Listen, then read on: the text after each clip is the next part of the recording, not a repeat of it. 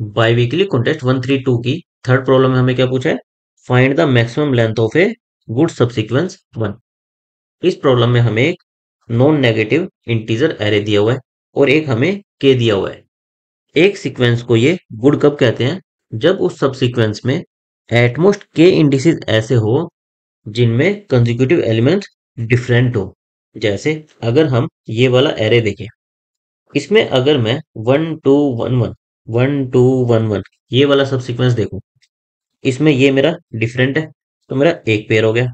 फिर ये मेरा डिफरेंट है तो ये मेरा एक पेयर हो गया। फिर मेरा ये सेम है तो ये कुछ भी ऐड नहीं करेगा।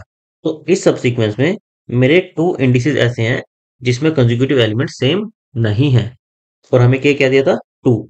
हमें टू अलाउड थे, तो इसलिए ये हमारा एक वैलिड सब सीक्वेंस है, बेसिकली हमारा एक गुड सब सीक्वेंस है। तो हमें रिटर्न क्या करना है? जो भी हमारे गुड सब सीक्वेंसेस पॉसिबल हैं उसमें से जो मैक्सिमम पॉसिबल लेंथ का गुड सब सीक्वेंस पॉसिबल है वो हमें रिटर्न करना है। जैसे अगर हम ये वाला एग्जांपल देखें, हमारा एरे ये है और के जीरो दिया है कि हमारे सब सीक्वेंस में कोई भी दो एलिमेंट डिफरेंट नहीं हो सकते। तो हमारा सब सीक्वेंस क्या बनेगा? एक ये और एक ये, 1 1 2 साइज का ही मैक्सिमम सब सीक्वेंस बन सकता है। तो हमें वही रिटर्न करना है। नाउ सब सीक्वेंस की प्रॉब्लम में जनरली हम क्या करते हैं? हम रिकर्शन के थ्रू सोल्व करते हैं। हमारी पिक नोट पिक ये अप्रोच लगाते हैं। बेसिकली हर एक इंडेक्स पर जाते हैं और इसकी दो पॉसिबिलिटी क्या होंगी? या तो ये हमारे सब सीक्वेंस का पार्ट होगा या फिर नहीं होगा। तो हम वही ट्राई करेंगे। हम हर एक इंडेक्स पर जाएंगे, उस पर देखेंगे कि क्या हम इसको सब सीक्वेंस में ऐड कर सकते हैं। अगर कर सकते हैं तो उसको पिक कर लो, ऐड कर दो। और दूसरी पॉसिबिलिटी क्या देखेंगे कि हो सकता है कि इसको अपने सब सीक्वेंस का पार्ट ना बनाकर हमारा लॉन्गर लेंथ का सब सीक्वेंस बन रहा हो। तो हमारी नोट पिक अप्रोच हो गई कि इसको हम हमारे सब सीक्वेंस का पार्ट नहीं बनाएंगे। नाउ हमारी पिक नोट पिक कि हमें पिक करना है या नोट पिक करना है, उसके लिए हमें किन किन वेरिएबल्स की जरूरत पड़ेगी, हमारे रिकर्सिव फंक्शन में किन किन पैरामीटर्स की जरूरत पड़ेगी। एक तो सिंपली हमारा करंट इंडेक्स क्या है, अभी हम किस इंडेक्स पर है, हमें उसे पिक करना है या नोट पिक करना है, हमें करंट इंडेक्स चाहिए होगा। एक हमें ऑब्वियसली के वेरिएबल चाहिए होगा कि अभी हमारे कितने एक्सेप्शन काउंट बचे हैं। हम हमारे सब सीक्वेंस में ऐड कब कर सकते हैं? कि जो करंट एलिमेंट हम पिक कर रहे हैं वो या तो जो हमने प्रीवियस एलिमेंट चुना था उसके सेम हो, या फिर अगर डिफरेंट है तो हमारे पास एक्सेप्शन बची हो, हमारे के की कुछ वैल्यू बची हो, हम डिफरेंट एलिमेंट पिक कर सकते हैं। तो एक तो हमें ये के पास करना पड़ेगा। और साथ में हमने अभी क्या डिस्कस किया कि हमें प्रीवियस एलिमेंट से चेक करना है कि उसके सेम है या डिफरेंट है। तो हमें एक प्रीवियस इंडेक्स कि हमने लास्ट एलिमेंट कौन सा पिक किया था उसका इंडेक्स। अगर हमारे पास ये तीन एलिमेंट हो तो हम हमारे रिकर्शन को इजीली लिख सकते हैं। सिंपली हम क्या करेंगे? हम पिक करने के टाइम पर ये चेक करेंगे कि क्या हमारा करंट एलिमेंट प्रीवियस एलिमेंट के सेम है या नहीं है। अगर सेम है तब तो हम सिंपली उसको पिक कर सकते हैं। पिक में हम क्या कर लेंगे? 1, हमने इसको पिक कर लिया, हमारे सबसीक्वेंस की लेंथ 1 से इंक्रीज हो गई। और रिकर्शन में क्या करेंगे? इंडेक्स +1 पर चले जाएंगे, नेक्स्ट इंडेक्स पर चले जाएंगे। और इसके लिए प्रीवियस क्या हो जाएगा? हमने करंट एलिमेंट को पिक किया है, करंट इंडेक्स इसके लिए प्रीवियस हो जाएगा। और क्योंकि सेम था तो हमारा के भी कुछ डिक्रीज नहीं होगा। अब अगर हमारा डिफरेंट होता, जैसे 1 के बाद हमें 2 पिक करना होता, ये डिफरेंट है, तो हम कब कर सकते थे? अगर हमारी के की वैल्यू 0 से बड़ी हो, इफ के इज ग्रेटर देन 0, तभी पिक कर सकते थे। अब अगर के हमारा 0 से बड़ा होता तो सिंपली क्या होता? इस एलिमेंट को पिक किया तो हमारी लेंथ 1 से इंक्रीज हो गई, प्लस हमें क्या करना है? नेक्स्ट इंडेक्स पर जाना है। इसके लिए प्रीवियस क्या होगा? अगेन हमारा आई होगा। पर अब हमारे के की वैल्यू 1 से डिक्रीज हो जाएगी कि हमने एक एक्सेप्शन को यूज कर लिया है। और नोट पिक का केस हमारा सिंपली क्या होगा? हम सिंपली कोई एलिमेंट पिक नहीं कर रहे तो हमारी सबसीक्वेंस लेंथ तो सेम ही रहेगी, कुछ भी ऐड नहीं होगा। हम सिंपली i+1 इस पर जाएंगे और हमने जो भी लास्ट टाइम पिक किया होगा हमारा प्रीवियस उसके लिए वही रहेगा। हम करंट इंडेक्स को तो पिक कर ही नहीं रहे, तो हमने प्रीवियसली लास्ट टाइम जो पिक किया होगा वही हमारा प्रीवियस इंडेक्स रहेगा और हमारा के भी सेम रहेगा, हम कुछ पिक ही नहीं कर रहे। बस हमें एक और एडिशनल चीज का ध्यान रखना होगा। जैसे जब हम फर्स्ट इंडेक्स पर आए, इस 1 पर आए, हम सबसीक्वेंस की स्टार्ट ही कर रहे हैं, कुछ टाइम पर तो हमारा कोई प्रीवियस होगा ही नहीं। तो इस केस में हम प्रीवियस को बाय डिफॉल्ट -1 पास कर देंगे और एडिशनल कंडीशन लगा देंगे कि अगर हमारा -1 है तब तो हम उसे पिक कर सकते हैं।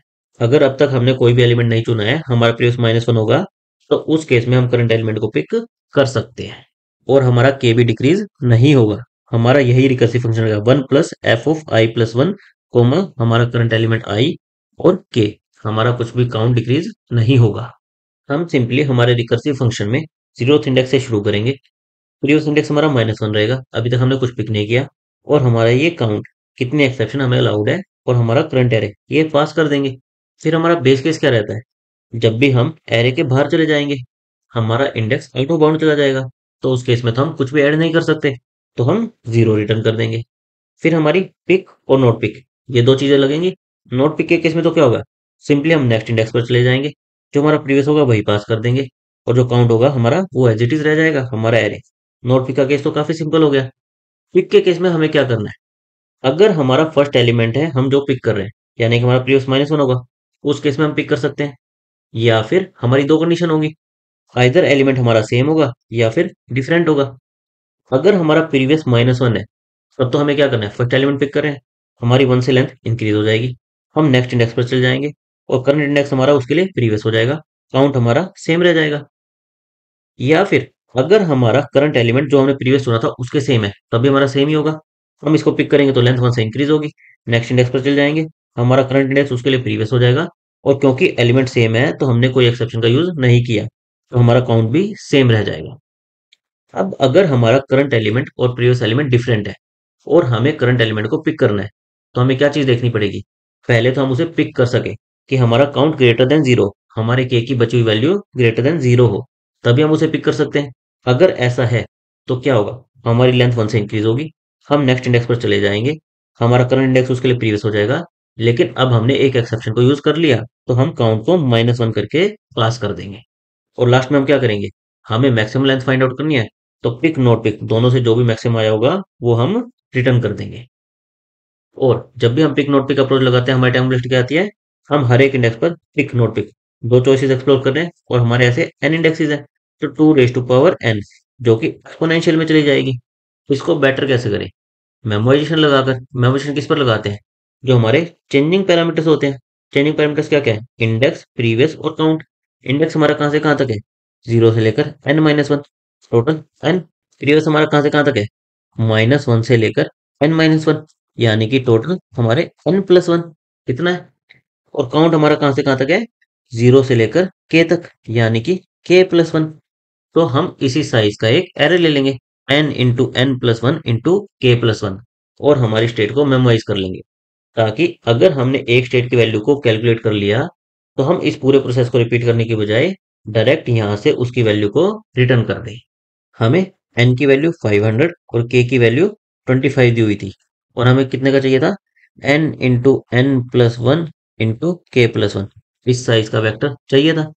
तो हमने 501 502 × 26 इस साइज का एक वेक्टर डिक्लेयर कर दिया, बेसिकली हमारा एक एरे डिक्लेयर कर दिया, हमारे इंडेक्स, प्रीवियस और काउंट इनकी स्टेट्स को मेमोराइज करने के लिए।